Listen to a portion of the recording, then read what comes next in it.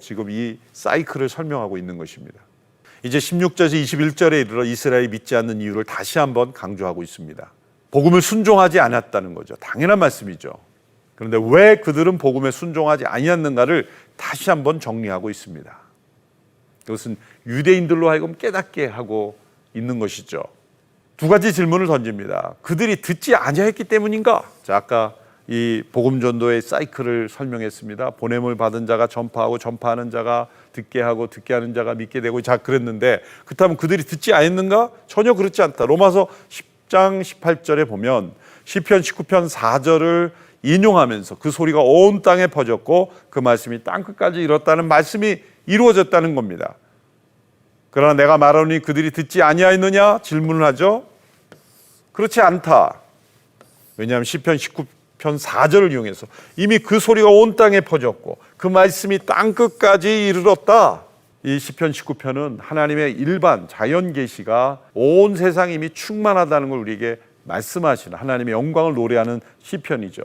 그 시편을 이용해서 유대인들이 나는 듣지 못했다라고 말할 수 없는, 부인할 수 없는 소리가 이미 들렸다. 너희들의 충분한 계시가 주어졌다. 당신들의 입으로 시인할 수 있고 마음으로 믿을 수 있는, 그리고 가까이 있는 하나님의 말씀이 이미 주어졌다. 그럴 수 없다. 그렇지 않다라고 말하는 거예요. 두 번째는 이스라엘이 알지 못하였느냐? 그것도 그렇지도 않다. 이미 신명기 32장과 이사야 65장에 보면 내가 백성 아닌 자로서 너희를 시기하게 하며 미련한 백성으로 너희를 노엽게 하리라. 자, 이 모세가 한 신명기 32장의 이 말씀이 이제 11장에 걸쳐서 사도 바울이 가장 많이 사용하는 겁니다.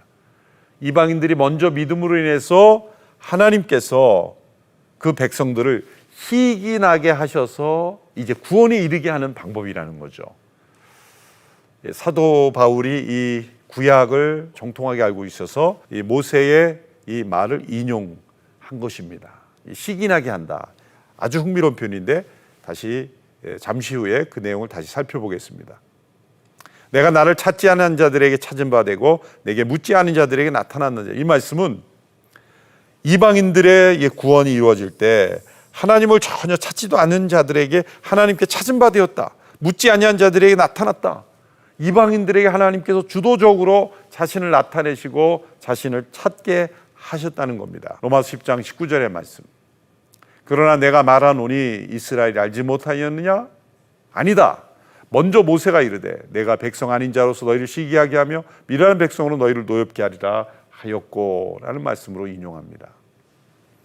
자, 존 스토트 목사님의 글로 이 부분을 마무리하겠습니다. 하나님께서는 의도적으로 자신과 이방인의 역할을 뒤바꿔 놓으셨습니다. 자, 통상적으로 이방인들이 구하고 찾고 두드리고 하나님께 내가 여기 있다 이렇게 말씀하셔야 되는데 그것이 정상인데, 그러나 이방인들은 구하지도 않고 찾지도 않고 하나님을 섬기고자 하지도 않았습니다. 그러나 하나님은 자신이 그들에게 발견되도록 하셨고 그들에게 자신을 나타내셨고 심지어 내가 여기 있다 하나님께서 먼저 주도권을 가지시고 자신을 은혜로 알리셨다. 이방인들이 먼 구원을 받는 것은 유대인들이 자격이 없었고 이방인들이 자격이 있어서가 아니라 하나님께서 주도적으로 이방인들에게 알고자 하지도 않은 자, 찾지도 않은 자에게 알리시고 찾은 바가 되셔서 하나님께서 그들을 구원하셨다는 거예요. 그것이 유대인들에게는 자극이 되었다. 희귀나게 했다. 그들로 하여금 어떤 마음속에 시기를 일으켜서 그들도 하나님을 알도록 하는 일에 또한 이방인의 구원도 사용하셨다라고 하면서 이제 후반부에 유대인들의 구원이 어떻게 이루어질 것인가에 대한 소망을 가지고 이 10장을 끝내고 있습니다.